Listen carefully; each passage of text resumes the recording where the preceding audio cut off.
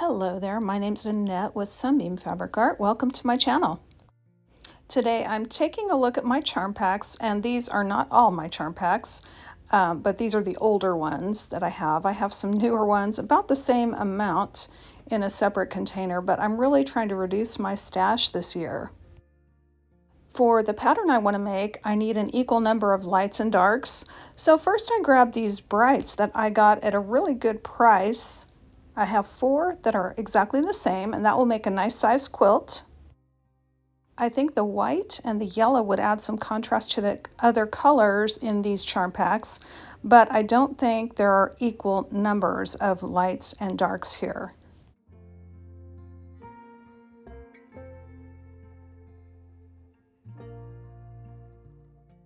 I do have some charm packs that I have 2 of the same kind, so I took a look at some of those. I found these 2 packages of black and white prints, and they will be a nice light. And then I also have these 2 charm packs of purple, mostly dark. I think there were a couple of light in there, but I think there'll be enough contrast between the black and white print and the purple batik.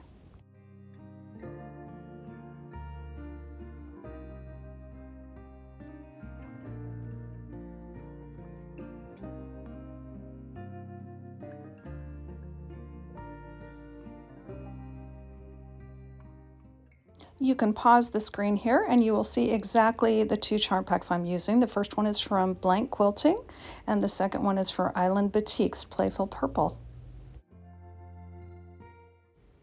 The quilt top I'm going to make is a very easy pattern. I've done it before with layer cakes, but this time I wanted to use up some charm packs. I'm going to take all of the light colored, the black and white print, and on the wrong side of the fabric, I'm going to draw a vertical line dividing the charm square into half. So each half will be a 2.5 by 5 inch rectangle.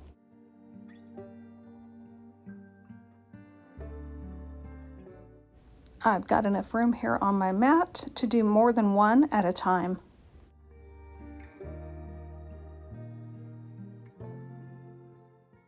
You'll notice that the prints on the black and white pack are directional. They do have patterns, lines, horizontal and vertical, and you can see that they're not all cut exactly in line with the pattern. In the plan I've got, I don't think that's going to make a huge difference in the quilt top, but if it bothers you, you might want to find a smaller print that doesn't have strong vertical and horizontal lines.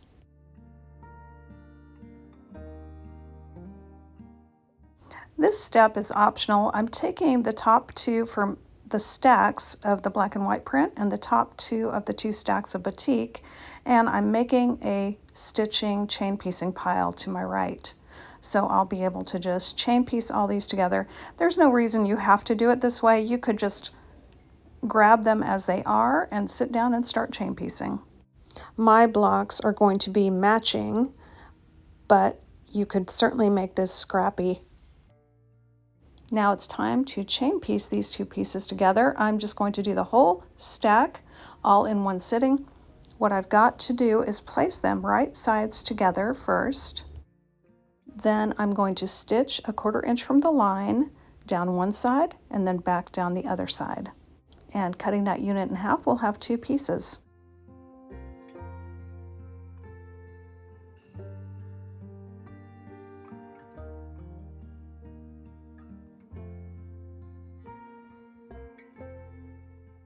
Now I'll flip the unit around and stitch the other side of the line.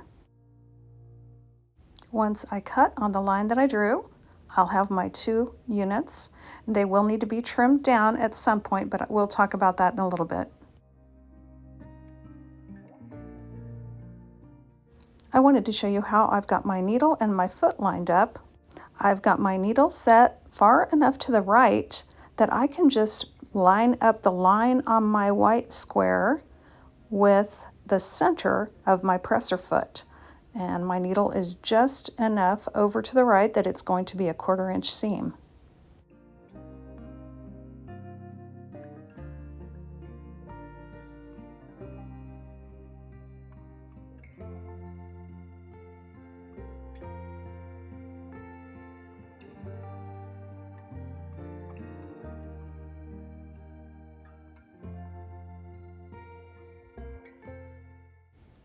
Once I get that first chain completed, I broke the chain, and now it's time to cut apart all of these squares in half. Because of the way I laid these out, my 4 at a time are going to match, and that's going to give me blocks that have the exact same purple and the exact same black and white print in the block.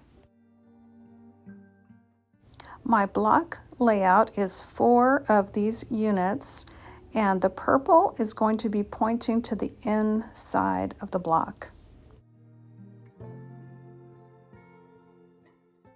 I am going to be stitching these together without trimming them first. I will trim them after I assemble them all. Saving that time is going to cost me a 1/2 inch, and I will show you an example of one that's done differently. More precisely, you get a 1/2 inch bigger block if you do it that way. I'm using my assembly line pressing method where I let my iron sit on one unit while I unfold the next unit. This way does seem to save me a little bit of time when compared to just doing one unit at a time.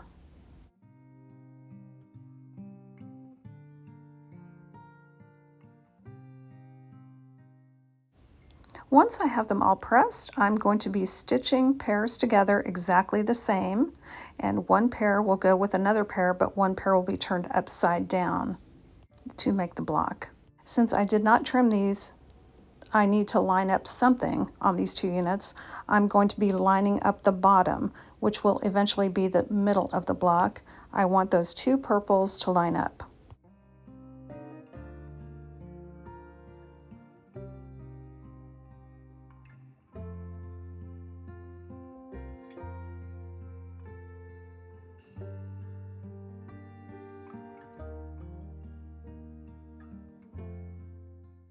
As I line up those 2 purples on the bottom, I am trying to make sure there's a nice 90-degree angle with those 2 corners.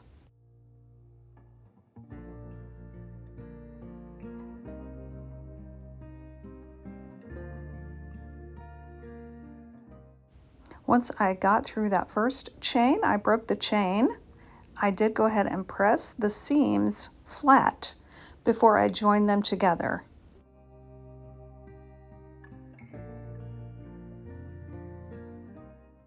To make my block, I'm going to flip one set of 2 around the opposite way. As I stitch these together, I do want to match that center seam that's horizontal. I want to make sure those 2 seams do match up. You have the option to use a clip or a pin to hold your pieces together to make sure those seams are going to line up.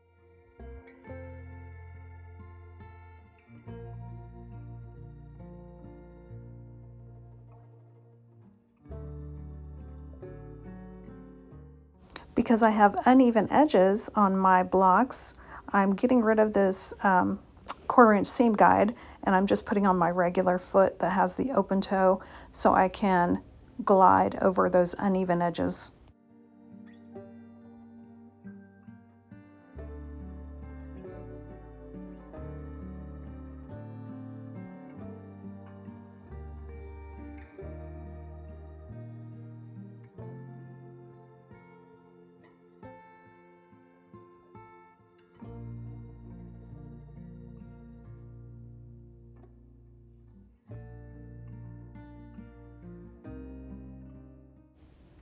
I finished stitching these blocks together, but before I go through and trim them, I wanted to show you an alternative way to make these blocks. I've got 2 white squares and 2 print squares. I drew the line halfway down the block going vertically. Then I placed a white square right sides together with a print square, and I stitched a 1/4 inch away from the line on both sides.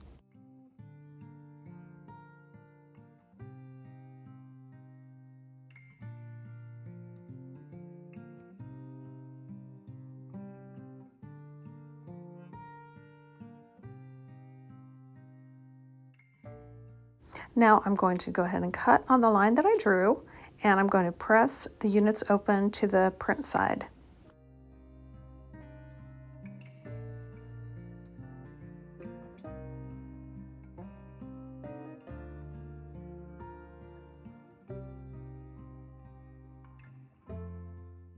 As they are now, these units measure about 4.5 inches by 5 inches. I'm going to square them up to 4.5 inches square.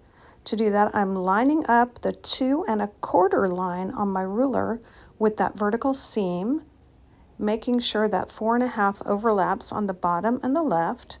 Then I can trim away the right side, trim away the top side, and flip the piece around to trim the other 2 sides. If your seams are accurate and you started with a good 5-inch square, you may only have to trim 2 sides.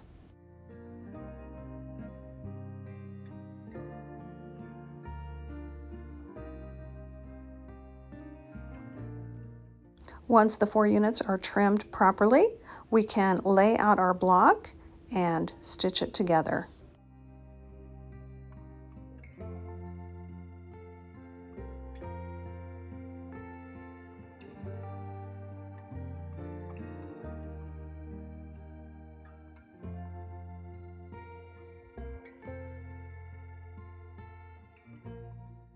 Since I cut these 5-inch squares myself, they're pretty accurate, and my 1/4 inch seam was pretty accurate. So after I stitch these 2 parts together, I press that seam open, and it looks really good for an 8.5 inch square. For the 8.5 inch block, I'm lining up my seams on the 4 1/4 line. If you want to have hardly any waste for this project, you might want to take the time to do it the way I just showed you. Now for me, I'm more about getting it done faster. That's kind of my jam. So I am going to be lining up my seams on the 4-inch line on my ruler to cut it down to 8 inches.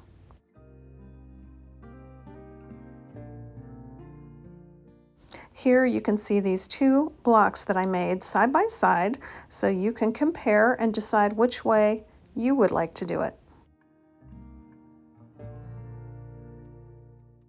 I got the rest of the blocks pressed and then trimmed to 8 inches.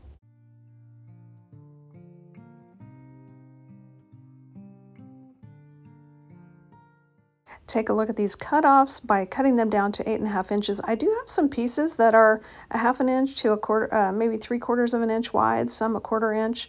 I'm going to be saving most of these cutoffs that I feel like I can use in a crumb project, so stay tuned for that. Now I've got 42 of these blocks, and I'm going to be stitching them together in pairs, and I will have 6 pairs for each row and a total of 7 rows.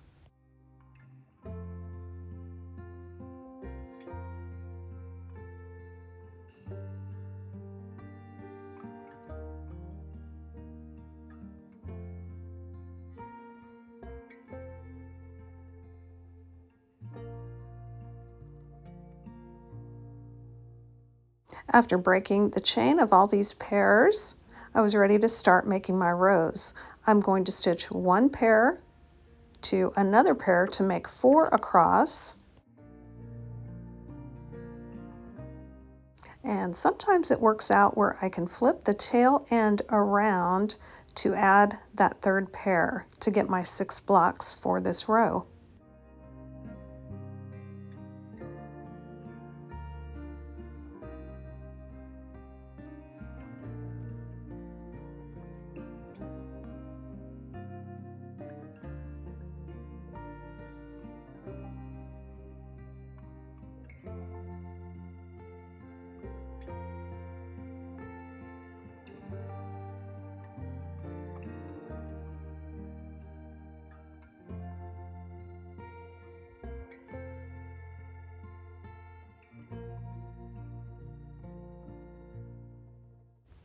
Now it's time to start putting these rows together. I laid out all 7 rows on my table in the order that they got stitched in. I didn't worry about mixing these up or anything. I just went with the order they were in the charm packs and didn't change it or mix it up too much. Many times you'll see me clipping my rows together. This quilt seemed to be lightweight and easy to just go ahead and stitch. Everything was lining up pretty nicely between the blocks, and I wasn't too worried about whether I matched up a center seam, just making sure the blocks are matching up. If you're a newer quilter, I do highly recommend using clips or pins to hold everything together when you take it to the sewing machine.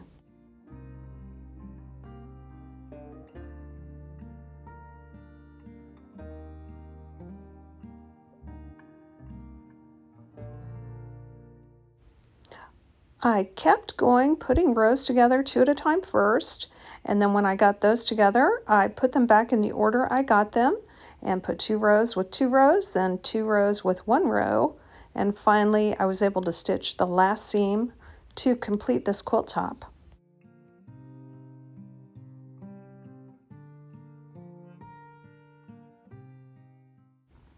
I did take this to my ironing board and press the quilt nice and flat.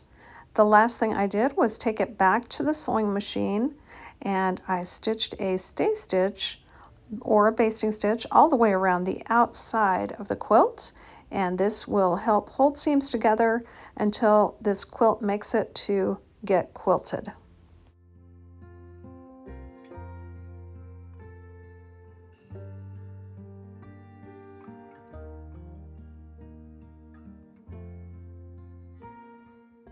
I wanted to show you this close-up example of why I've started doing this trip around the world, as they call it.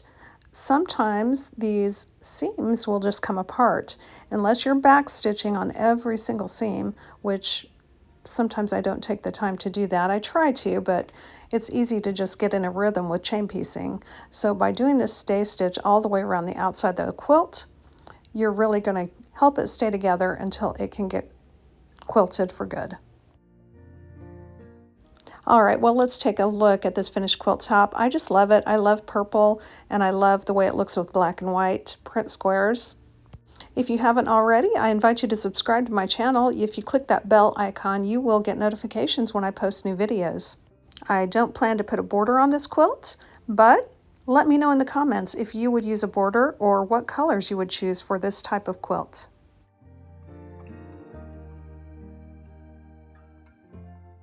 In the meantime, I do have 4 less charm packs in my stash.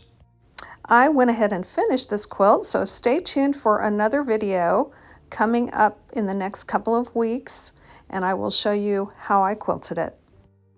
Thanks so much for joining me today, and I hope to see you back again real soon.